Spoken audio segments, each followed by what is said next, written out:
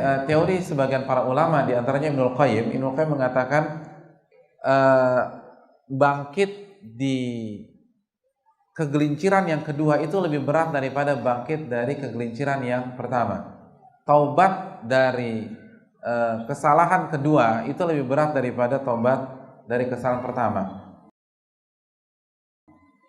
Jadi kalau misalnya kita taubat dari kesyirikan, terus jatuh lagi ke kesyirikan yang sama, itu taubat yang kedua lebih berat.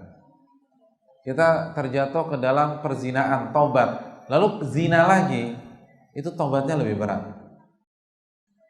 Analoginya gini loh, antum suka naik gunung nggak? Suka.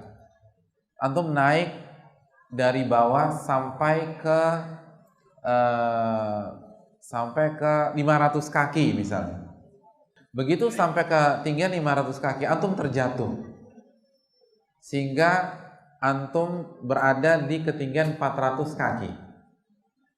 Jadi tadi udah sampai 500, jatuh. Maka antum coba bangkit lagi dan naik lagi ke ketinggian 500 kaki. Saya ingin tanya, mana yang lebih sulit? Sampai di 500 kaki yang pertama atau sampai ke 500 kaki yang kedua? Yang pertama atau kedua? Kedua. Kenapa? Karena yang kedua antum lebih capek, lebih lelah. Terus pasti ada efek dari jatuh yang pertama. Nah, sama juga dengan maksiat. Hati-hati. Kalau kita udah jatuh, kalau kita sudah bertaubat, jangan sampai jatuh lagi. Karena kalau jatuh lagi itu bangkitnya lebih berat. Itu yang dijelaskan Al-Imam Ibnul Qayyim rahimahullahu ta'ala. Terus bagaimana kiat-kiatnya? Yang pertama jelas doa. Doa kepada Allah Subhanahu wa taala. Ya muqallibal qulub, tsabbit qalbi ala dinik. Wa idzat yang membolak-balikan hati, kokohkanlah hatiku di atas agama. Kemudian jujur kepada Allah.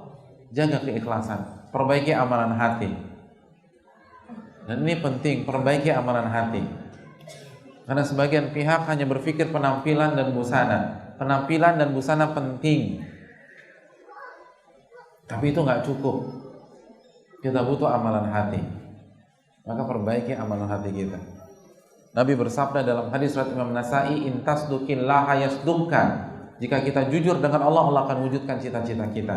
Jadi kalau kita ikhlas dalam bertobat, ikhlas dalam menuntut ilmu, ikhlas dalam beribadah, maka Allah akan wujudkan keistiqomahan yang kita impikan selama ini. Terus yang ketiga, bergaul, apalagi anak muda. Anak muda sangat terpengaruh dengan lingkungan, dengan komunitas. Maka bergaulah dengan orang-orang soleh, orang-orang baik, dan kalau bisa lebih soleh dari kita. Almaru ala dini khalili, seseorang di atas agama sahabatnya. Dan teman itu mempengaruhi.